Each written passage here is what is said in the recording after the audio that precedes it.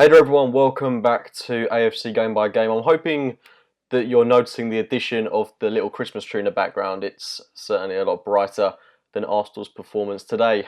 Terrible pun intended. There's not a lot to say really. It was really poor from Arsenal, as it was against Everton. It's another defeat that's self-inflicted. Tactics all wrong.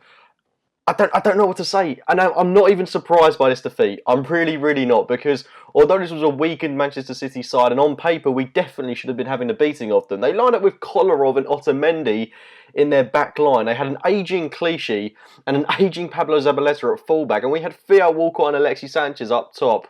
I mean, we should have won this game comfortably. But then again, saying that, as I say, I'm not surprised that we've lost, because it is typical Arsenal that we've done this, and we're in this repetitive cycle now, season upon season upon season. Starts off well, we flop in the middle, we go too far behind the leaders, and it's gone. We have a late surge in January, not January, but the second half of the season. Things look promising, and then we go into the next season with promise, but then we go back into this cycle once again.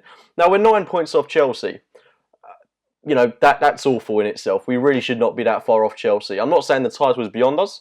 I'm not saying that by any stretch of the imagination, but based on today's performance and based on the one that we put in against Everton and looking at how well Chelsea are playing, if I was to say we deserve to win the league, I would be quite frankly lying, because we do not deserve to win the league if we're going to play in this current manner that we have done. And as much as it pains me to say it, Chelsea have been playing a lot better football than we have these past couple of months especially. We have been riding our luck at times, and results like this were inevitable. It's the most Arsenal thing we could have done, and it's beyond frustrating. And quite frankly, it's pathetic from Arsenal, because we have got quality in abundance.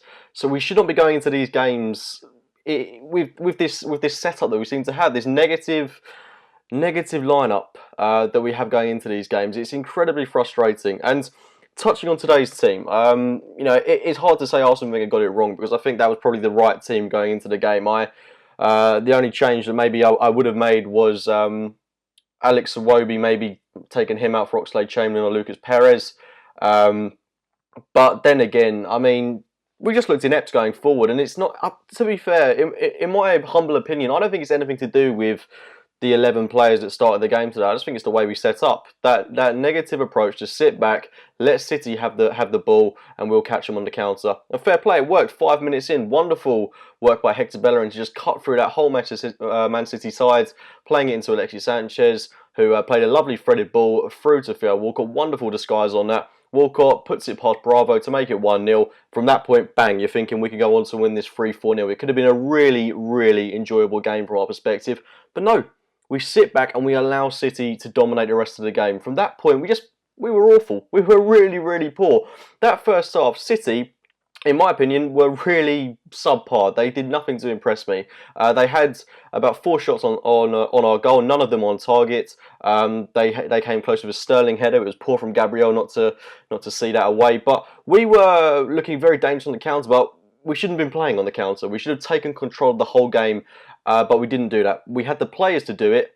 I do think we missed Santi Cazorla today. I do think we even missed Jack Wilshere, Aaron Ramsey, someone to drive this team forwards. Xhaka wasn't particularly impressive today. Mesut Ozil, I don't want to touch on individuals, but it was like playing with 10 men at times. He really was poor. And in his defence, I don't think it helps us when we line up in a way where we're going to play counter-attacking football, because he's not going to see a lot of the ball. When we're in control and we're pushing and we're pressing, then he's going to see a lot of the ball, and then we're going to see him flourish. But when we play in this manner, he's simply not going to play his best football, and it doesn't work to his favour. If we're going to play like this, there's literally no point playing Ozil. We may as well have played Oxlade-Chamberlain, a driving force through that centre attacking midfield position.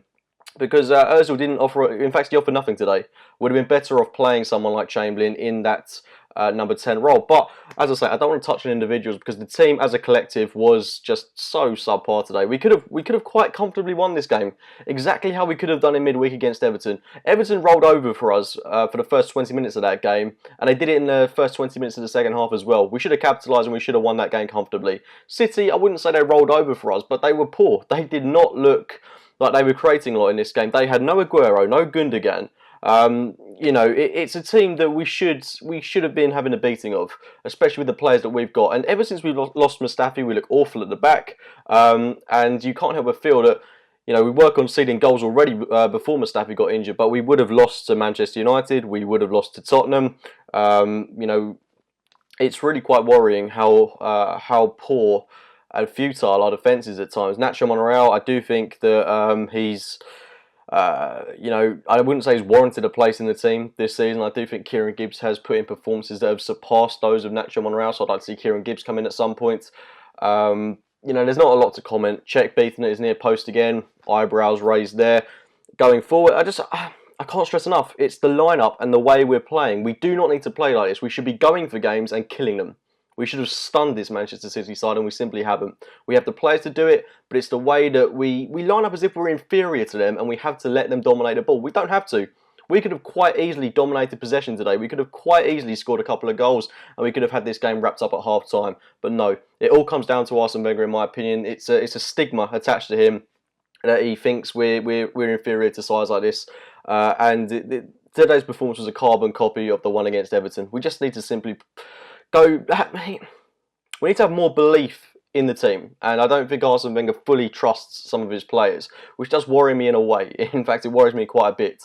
But you know, there's not a lot I can say about this game. I'm unbelievably frustrated with how Arsenal have performed, and to be 9 points off Chelsea now.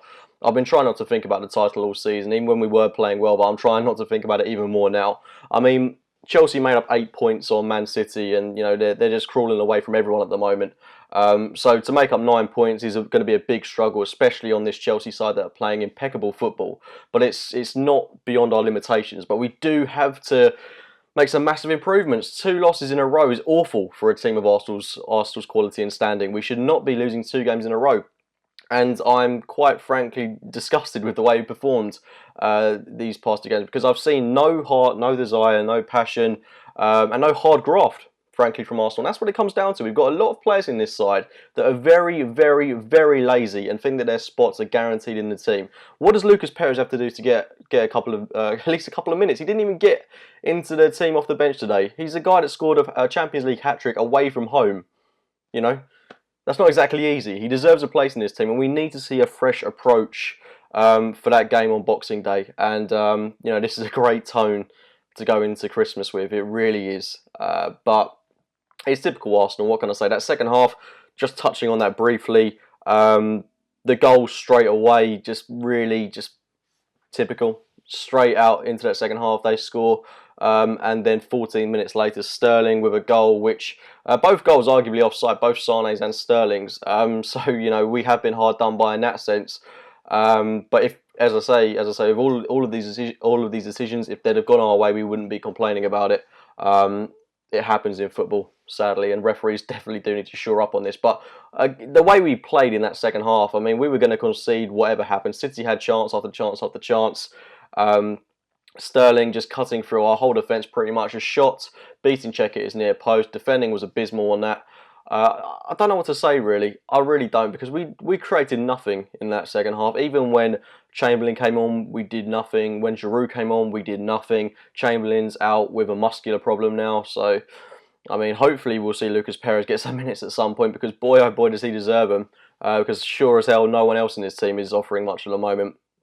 But it's a game that started off with so much promise, exactly the same as the game against Everton. We're now only 4 points above Man United when we were about 13 above them a couple of weeks ago. And it's looking like the inevitable capitulation. And talking about it is quite frankly depressing. So I'm going to wrap it up there. Please do get your thoughts on the game in the comments box below. Please do drop a like on the video if you have enjoyed it. Subscribe to AFC Game by Game, and I'll be speaking to you very, very soon, sadly.